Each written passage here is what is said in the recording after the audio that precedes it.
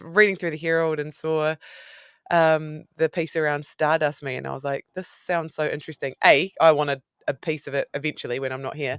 And then I was like, hey, that could actually be really cool on the podcast because it's got a few aspects of things that we like to talk about. So thanks so much for agreeing to Thank you. have a chat to me. Yeah, all So I'm good. going to just ask you a few questions about the business, then about yourself, and then about, what's next and everything like that. Does that sound okay? That sounds great, Carly. All good. And thanks for reaching Cool. out to us. I'm really stoked that we're having this conversation. Thanks. Yeah. So I guess to kick off, to start off, can you tell me a bit about yourself? Who's Stu Potter? What does he do?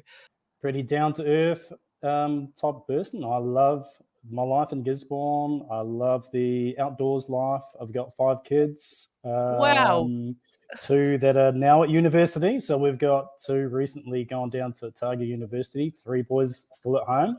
And I guess my whole driver is what I can do for my community, for my people, for Kiwis.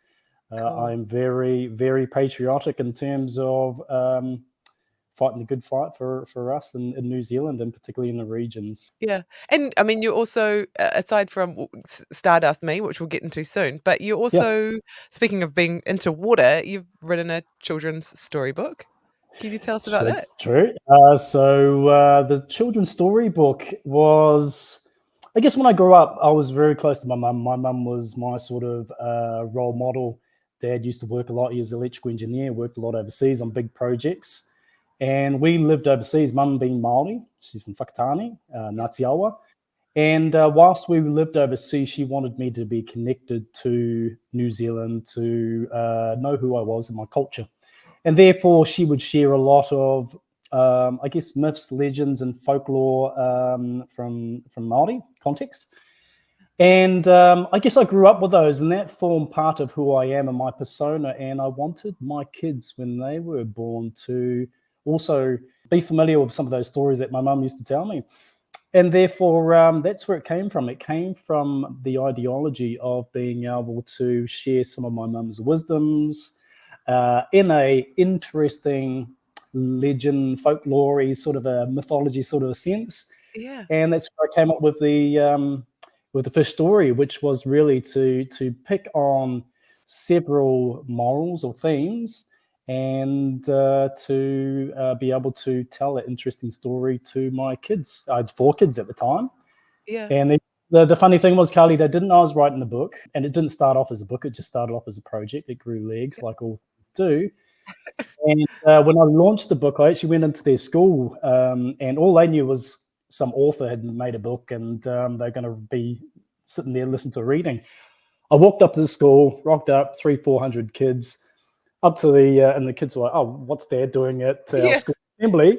I walk up onto the stage. Uh-oh, what's Dad doing now? He's on the stage. This can't be good. And lo and behold, I was the Surprise. author. Surprise! I've written this book. So That's on the back incredible. of the first story, there's actually a picture of our 4 kids at the time, and that's been put into the book. So yeah, it's got those morals of being a good person, Mm-hmm.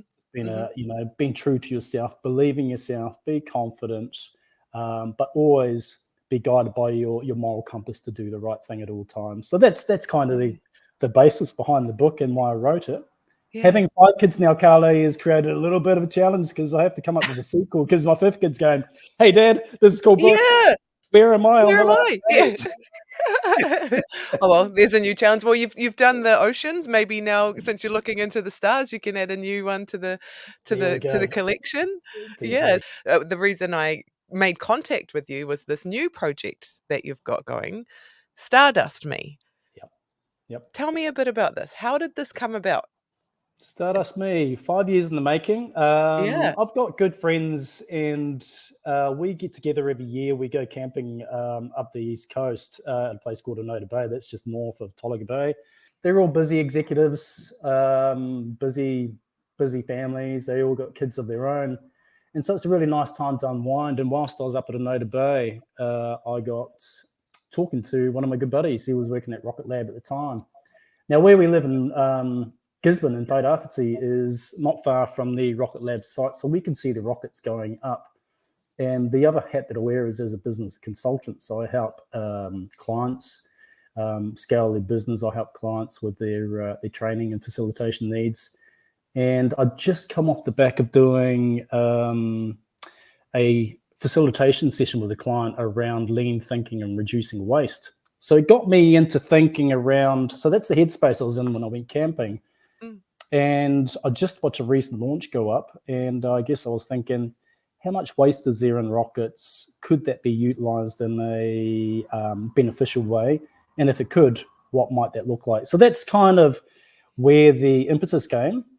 And camping, there's very little light pollution. So every night you just got this brilliant backdrop of stars and all of the celestial things happening around your head. So we were having a few drinks, and I guess that's where the conversation started. And I came up with the idea of, hey, let's look into opportunities to reduce waste and in some of those payloads going up into space. And if we could use some of that space, what would we put in there? And that's what started the journey around looking for opportunities to do share riding, I guess, in a space sense. Yeah. And because listeners, if you don't already know, or viewers, StardustMe actually takes something that's pretty close to our heart, quite literally. It takes your ashes. If you were to pass away, it takes your ashes up into space and puts them into orbit for, is it around 5 to 10 years? That's correct, Carley, yes. So it takes your ashes. Tell me the journey. What happens here? You have a loved one that passes away. They've expressed a desire maybe to go to space one day, and they didn't quite tick it before they kicked it. Yeah, I guess that's pretty much right, Carley. I guess there's a couple of things before that, though, and I guess the thing before that is families are looking at ways, more meaningful to them, to honor their loved ones. And families are looking for opportunities to be able to connect with their loved ones in different ways, other than putting them in the ground. Cremations seem to be on the increase. There's a higher demand for cremations. It's cheaper. It's environmentally friendly in a certain sense. But when people look at cremations, they also look at opportunities of how can we hold on to the memories of our loved ones? How can we connect with them in a more meaningful way? And I guess that's where this concept's come from, Carley, and it appeals to families that do want something different. They do look into the stars and they go, look, there's our loved one up there. They've gone to heaven or they've gone into the stars. So literally, you can do that literally now. And the other part is a lot of families that we're working with or dealing with, there is some kind of appeal into stars and space. So either their loved ones had a real strong connection with the stars in space, or them as a family, they have a connection to stars in space. Interestingly enough, it's not so much a connection to the rockets. Everyone thinks it's, oh, look, you got these amazing rockets at SpaceX. It's how many horsepower. But it's not that. It's more to do with that. I guess that celestial connection that we have with looking above our heads and looking into space. Yeah, that's incredible. And I mean, how much of it is, I'm an 80s kid.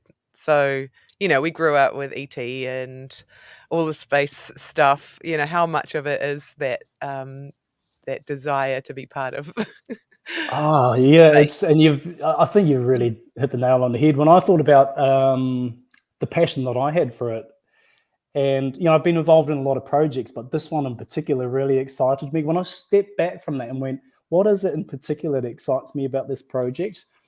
Okay, putting innovation and doing something different aside, it was really about, actually, I'm an 80s kid, and the Thunderbirds, Star Wars, and all the other names, ET, and all the other names started coming up. It's like, that's it. It's in my DNA. It's in my blood. I grew up with it, and therefore I do have that connection. Yeah.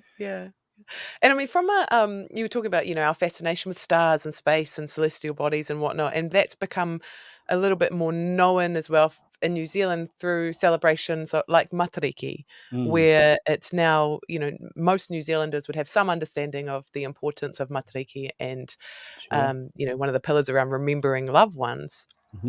Has that sort of helped when you were talking to people around what StardustMe does?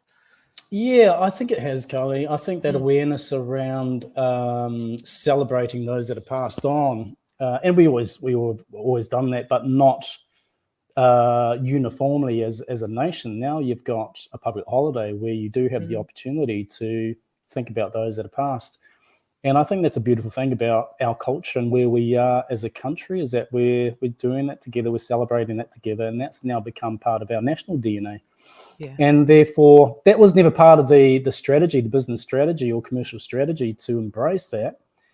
And I still haven't really done that out of respect and purity for what Matariki represents. But of course, there is a very, very strong correlation between what we're doing and Matariki itself. Yeah. And with sort of because I'm so keen, like, I'm talking to my husband about, like, writing it into our wills and stuff because I really wanna go to space, and I don't see it happening in my lifetime. So, you know, why not script it into death? So, Sure, you know, sure. how what is someone makes contact with you, you know, you've got some ashes, you know, for Māori, as you know, ashes are or kauiwi are they're tapu, they're sacred. Mm, So, mm. what's the process around sort of handling that and getting them from here or wherever they've been kept to the rocket and up into space? Yeah, nice question, Carly. I really like that. And I guess what you're asking me is, how do you respect the tikanga, and how do you respect and honour the ashes of those that have passed? That's where our partnership with the Funeral Directors Association New Zealand and Funeral Directors Associations overseas has become really important to us. We are enabling them to offer additional services based on what they've already got access to, and therefore the families continue to interact with their funeral directors as they normally would. So it makes it a respectful way of being able to work with the families. It doesn't feel like an additional service. It can feel like the same level of service that's been offered. And what I mean by that is, once the ashes or cremation's happened, then the funeral director can support you and your family in the appropriate way that you want to be respected as a family, to be able to then package the ashes and then send those off to our launch sites in the States. Yeah. And is this primarily Kiwis taking up sort of the opportunity, or is it international at this stage? Yeah, I guess if you're looking at it from a commercial model now, the intention was to launch in our home country first. If in your domestic country they don't know who you are and they can't tell your story, then I think that's a bit of a miss from Yeah. a business. So it was intentionally launched in New Zealand first. From New Zealand, we've got very close associations in Australia, particularly through their Funeral Directors Association. So Australia will be next. Invariably, though, what's happened is, being a global village, the word has got out, and we've had a number of inquiries from Singapore, Asia, Mexico just the other day, Canada, and the States. Wow. That was meant to be later down the track. So I'm very quickly fast forwarding our commercial model, our business development model, in an international sense, to start looking into those international markets. Gotcha. Yeah. And this is all privately funded? You're not looking for, you know, investment elsewhere, or what's So I guess the quandary is, it has all been privately funded to date. There hasn't been any external government funding on top of that, so it has been our own money and sweat and tears go into it. We are getting to the point now, based on the market opportunities overseas, to scale the business very quickly. So we will be looking to raise capital to then enter the international markets. Yeah, how I've exciting. only just up until yesterday finished appointing an advisory board of very, very astute and experienced directors to support us with that growth models, and those are both here in the domestic market and overseas. So they'll guide us in that process and that journey. That's exciting. Congratulations. Thank you. Thank you. It is exciting. And I never would have, if you'd asked me, how quickly we launched officially. I think it was September 2022. First launch, rocket launch was on the 1st of February. And if you'd asked me, about the position we'd be in at this point in time, I would never have imagined in 1,000 years we would be having the conversations that we are right now. That's awesome. So What happens to the token afterwards? Like, what happens after it's been orbiting around? What can I expect my granddad to how does he end up? Yeah, good question. Part of this was to build sustainability into our model. That was important to us. We didn't want to be a company that left space junk up there. There's plenty of companies that do. We didn't want to be that kind of company. We wanted to be mindful of the whole supply chain and what happens with the tokens afterwards. And therefore, in this sense, we put them onto satellites that will re-enter orbit. The satellites that we have chosen to fly with, SpaceX, they generally sit up in space for about 5 to 10 years. End of life, they come back into orbit and then they burn up on re-entry. So it creates a little bit of a shooting star as it comes back into Earth atmosphere. It burns up and there is no residual waste left after that. So yeah, What a cool story. What a cool end story. It is a nice, cool end story. Yeah. Unfortunately, you won't be able to see that with the naked eye or on video, but Yeah. that literally is what happens. Yeah. No, I like that thought. If you're sitting at a loved one's funeral who's planned to do Stardust Me as their sort of remembrance or something to do with their ashes, and then you know that they're going to spend some time up in space, seeing the world. They may not have travelled, in their human form. They have a look around the Earth, and then they come back down, and it's a bit of a fireworks show, and away you go. You've your costumes done. The costume's done nice, yeah, Yeah, totally. yeah. That's awesome. No, that's great. Thank you. What's next for Stardust Me? You gonna do deep sea? Are you gonna go into the forestry or planting? Are you gonna go where else Yeah, I can we go? guess the concept was to do something innovative in the region. So part of this was to inspire innovation. We're based in Gisborne, and I wanted to showcase that innovation can come from anywhere. That was the first part. So we wanted to put that on the map, just to inspire other Kiwis. The other part was we were the first Māori-owned company to send a rocket into space. So again, it was to make awareness around the opportunities in the space industry, because by 2040, they're looking at the space industry being valued at $1 trillion. It's growing around between 7 to 9% every year on year. And New Zealand really needs to, we need to get a lot more involved in this. And what I'm seeing for us is future workforce opportunities, future commercial opportunities, enterprise opportunities, entrepreneurial opportunities. So I guess that's what I'm trying to do, is create that that awareness across New Zealand to inspire others to give it a go as well, as we have. And therefore, for StardustMe, there are opportunities to offer space consulting services. We're just looking into that because we've had a number of inquiries around can we support other projects? And at the moment, we don't have the capacity, but if I built the team up, we possibly could. Mm-hmm. We've been approached from high-end providers overseas, particularly in the States and Asia, around doing specialist flights for wealthy clients that want their own launch, or, as you mentioned before earlier, having diamond-encrusted or gold-encrusted tokens. So I've just parked all those conversations because I just want to make sure that I'm disciplined around focusing on the here and now and the opportunities in front of us and seeing this venture through, because it's really easy to go on to the next thing and the next thing and the next thing and not actually finish what you needed to do with this project. So yeah, there's still a lot of work to do around StardustMe, but there's certainly a lot of opportunity to diversify and to grow the business in other avenues. Darcy actually mentioned something, so I will ask the question. How easy is it for an alien to intercept the token and reconstitute, like rebuild you, take your DNA and build you into an alien to take over Earth? It's a really interesting question, Darcy. I've never had that one before, and I like it. I like it a lot.